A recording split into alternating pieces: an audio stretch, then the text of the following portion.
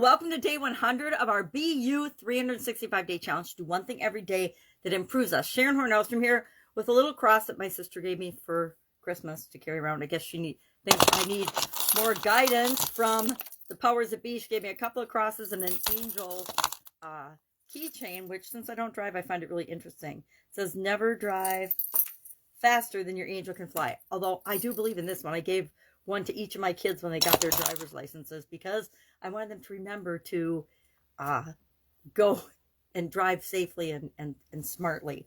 So today our topic is shoulds, spiritual well-being or spiritual shoulds, which is why I grabbed the cross, because if I'm thinking about shoulds, let's revisit our definition of spiritual well-being. Excuse me, my throat is definitely off. Let me just read this from my notebook.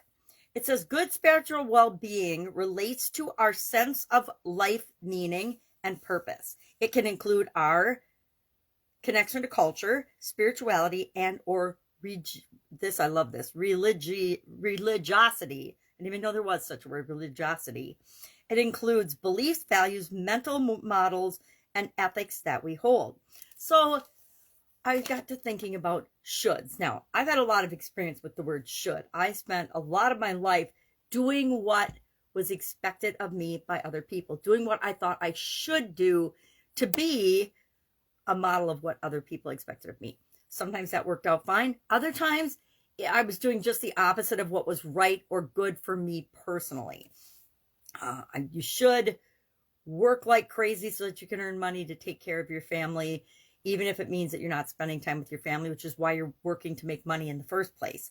I fell into that workaholic should syndrome for a lot of years. And so even though I started my own businesses and ran my own businesses so that I could spend more time with my kids, I found it was getting harder and harder, even harder than when I was in corporate America, to get away and break away and attend the things and do the things I wanted to with my kids. That was the reason for having my own businesses in the first place. So I looked up, what are some spiritual well-being shoulds? First, we've defined spiritual well-being for ourselves, or I hope that you've done and defined what does spiritual well-being mean to you, because that's what we want to create more of.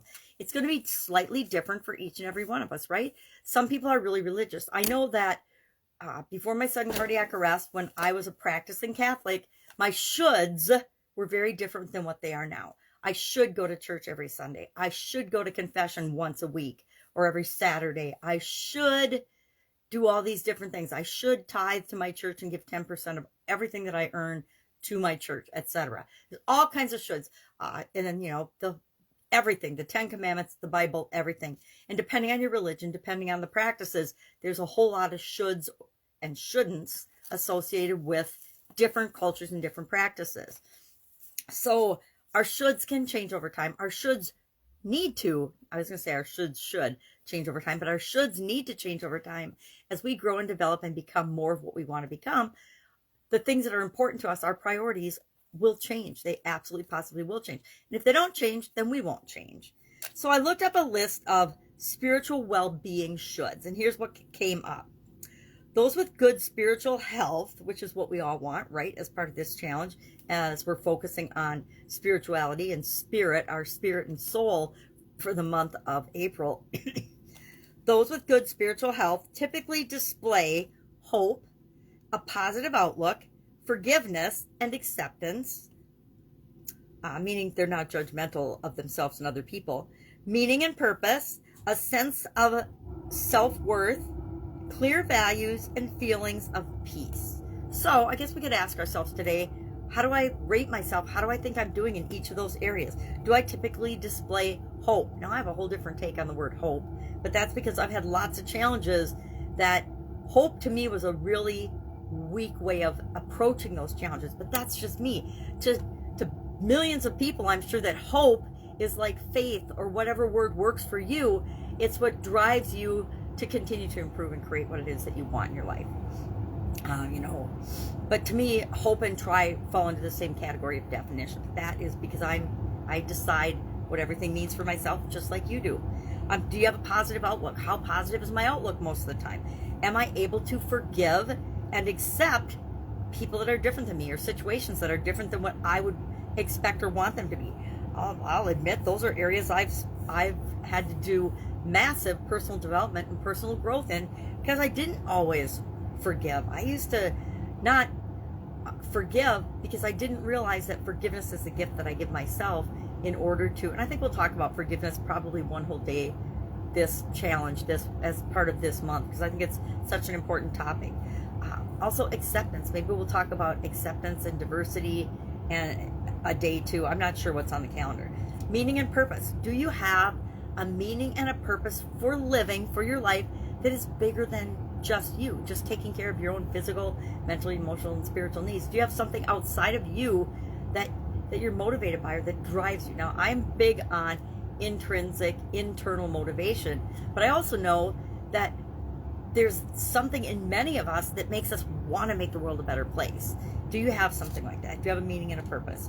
Do you have a sense of self-worth? Again, another one I've had to do a lot of work on, which to people that know me would be like, really? You've had to work on that a lot? And I get that a lot. And I'm like, I thought there was something really wrong with me because I felt that way often as I've been younger and growing up. And the older I get, the less I struggle with it. But every once in a while, something will pop up in my mind or my experience or trigger this self-doubt and this, well, why would I do that? What makes me think I can do that? And I think that's part of our path. Whenever we hit the edge of our comfort zone, or are going to think about, or we're thinking about doing something new or something we've never done before, but something that we're really desiring and wanting, like not dropping our notebook when we're talking. This is my challenge book. I actually do the challenge right along with you. Day 100, that's a pretty cool milestone.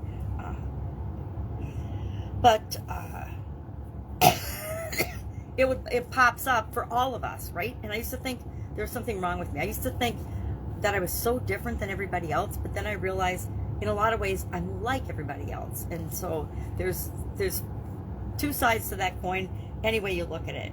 Do we have clear values? Do you have clear values? Do you know what you stand for? Do you know what you stand against? I know what I stand for, and I know what I stand against. And there's a whole lot of stuff in the middle, but there are things that I absolutely positively will not tolerate, will not be around.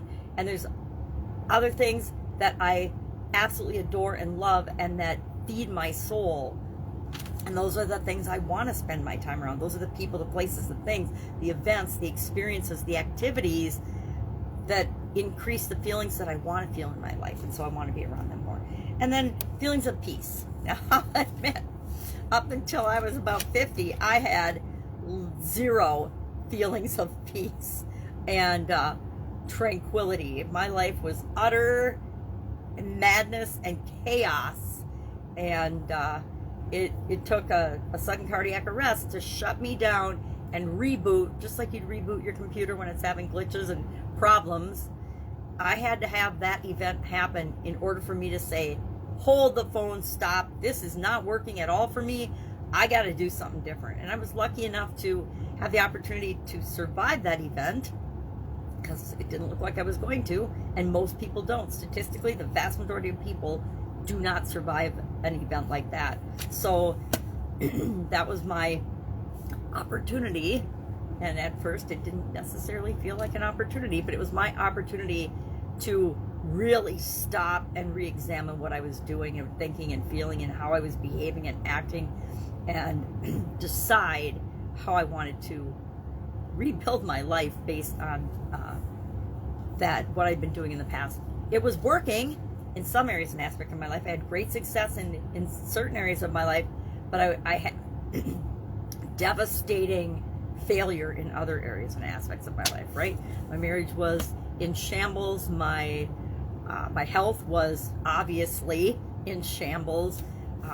And when those things happen, whenever we ignore an area or aspect of our life long enough, it will do something. Something will happen in our life to get our attention so that we pay attention to and take care of that area and aspect of our life.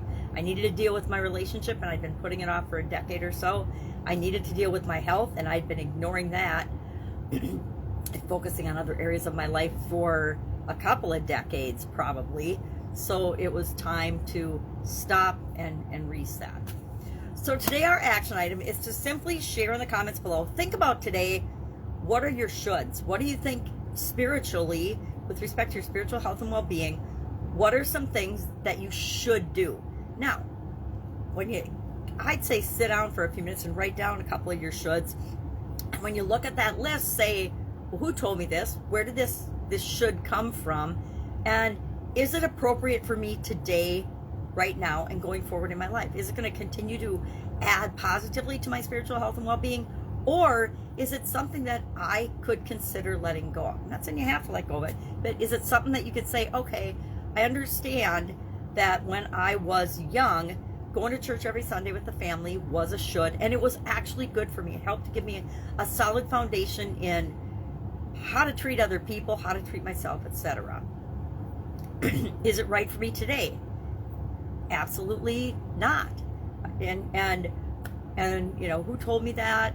Well, I just did what everybody else did that was Catholic in my family, right? Can you imagine if as a kid I would have said, yeah, I'm not going to participate in this? Wouldn't have flown, right? And I wouldn't even have imagined doing that.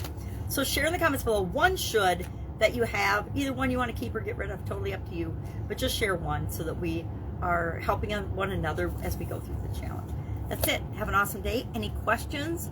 You should ask me. See you tomorrow. Bye.